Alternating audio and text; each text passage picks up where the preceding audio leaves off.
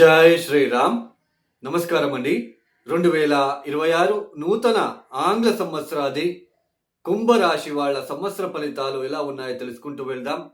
ఈ సంవత్సర ఫలితాలు అనేది దీర్ఘకాలికంగా సంవత్సర పొడవునా కూడా సంచారం చేసే శని, గురు, రాహు, కేతు ఈ 4 గ్రహాలని ఆధారంగా తీసుకొని మనము ఈ రాశి ఫలితాలని ఈ సంవత్సర ఫలితాలని మనము చెప్పుకోవడం జరుగుతుంది. అయితే 2026వ సంవత్సరంలో ఈ 4 గ్రహాల రాశి మార్పులు ఏదైనా జరుగుతూ ఉందా? ఈ రాశి మార్పుల వలన కుంభరాశి వాళ్ళ మీద ఎలాంటి ఇంపాక్ట్ చూపిస్తుందో చూసుకుంటూ వెళ్దాం. ముఖ్యంగా ఈ 2026వ సంవత్సరంలో శని గ్రహ మార్పు అయితే ఉండదు. శని మీన రాశిలోనే సంవత్సర పొడవునా కూడా సంచారం చేస్తూ ఉంటారు. ఇక రాహు, కేతు మార్పులు ఏదైనా ఉందా అని తెలుసుకున్నట్లయితే 2026 డిసెంబర్ 5వ తేదీ వరకు కూడా రాహు, కేతు మార్పులు ఉండదు. రాహు యాజ్ ఇట్ ఈజ్ కుంభంలో సంచారం, కేతు యాజ్ ఇట్ ఈజ్ సింహంలో సంచారం. అయితే 2026 డిసెంబర్ 5వ తేదీ తర్వాత రాహు మకరంలోకి ప్రవేశిస్తారు, కేతు కర్కాటక రాశిలోకి ప్రవేశిస్తారు.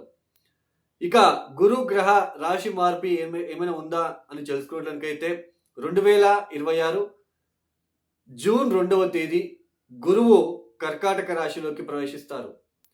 అయితే గురువు గారు 1 సంవత్సరం పాటు ఉండాలి.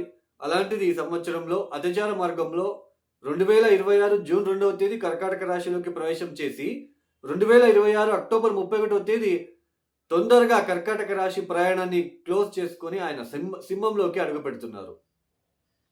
ఏదైతే గురు మేజర్ రాశి మార్పు ఉందో ఈ మార్పుల వలన ఈ కుంభరాశి వాళ్ళకి ఎలాంటి సిచ్యుయేషన్ ఉంటుందో తెలుసుకుంటూ వెళ్దాం.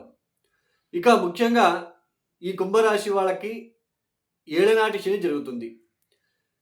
చూడండి, ఇంకొక చిన్న మాట, ఈ రాశి ఫలితాలు అనేది ఒక్కొక్క రాశిలో లక్షల మంది ఉంటారు, అందరికీ ఒకేలాగా ఉండదు.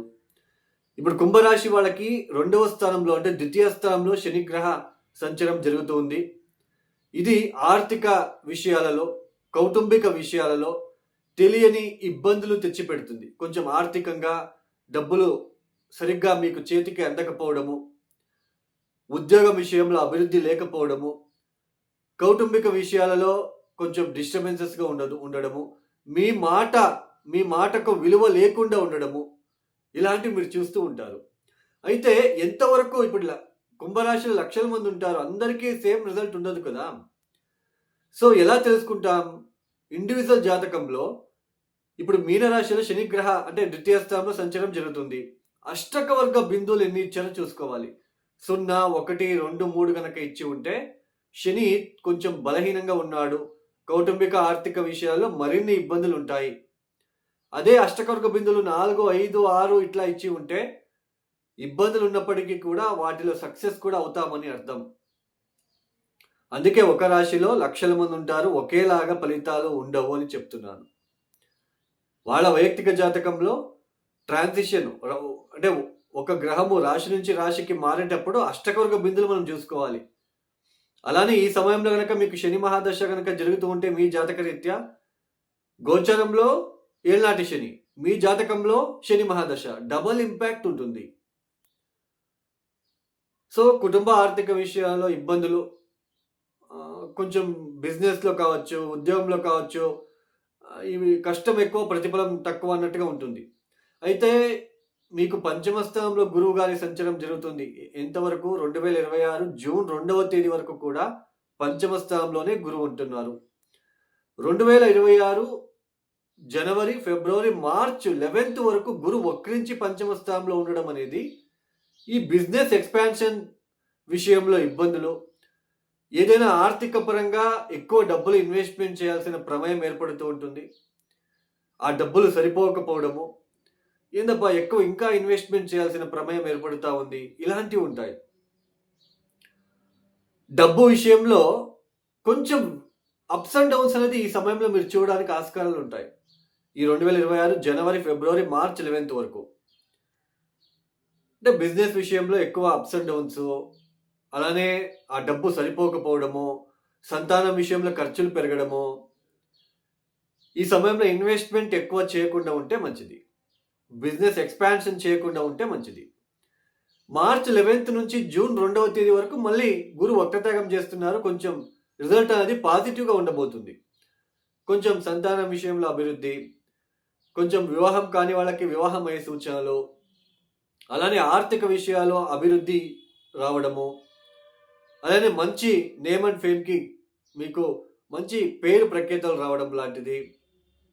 అలానే ఏదైనా పెట్టుబడి పెట్టాలి లేదా కొత్తగా బిజినెస్ చేయాలి అనుకున్న వాళ్ళకి ఈ సమయం కొంచెం అనుకూలిస్తుంది. కొత్తగా గృహానికి సంబంధించిన విషయాలు ఏదైనా కొనుగోలు చేయడము, వాహనం కొనుగోలు చేయడము, ఇలాంటి సిచ్యుయేషన్ ఎక్కువగా మంచిగా ఉండబోతుంది. అయితే 2026 జూన్ 2వ తేదీ కర్కాటక రాశిలోకి ప్రవేశిస్తారు.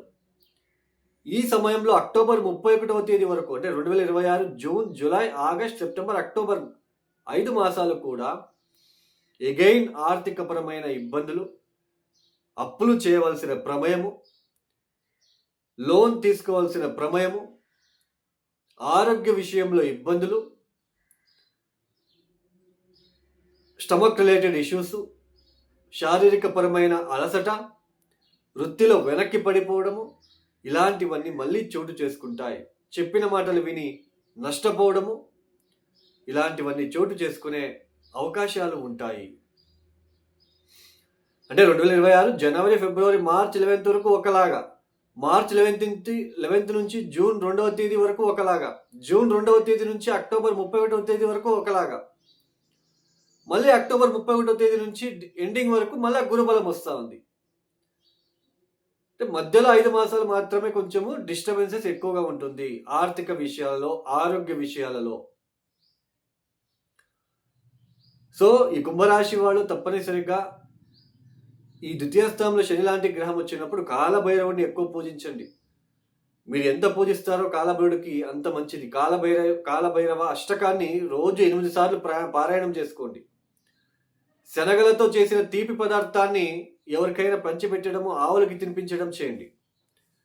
ఇక ఎవరైతే ఈ వీడియోని చూస్తున్నారో లైక్ చేయండి, షేర్ చేయండి, సబ్స్క్రైబ్ చేసుకోండి.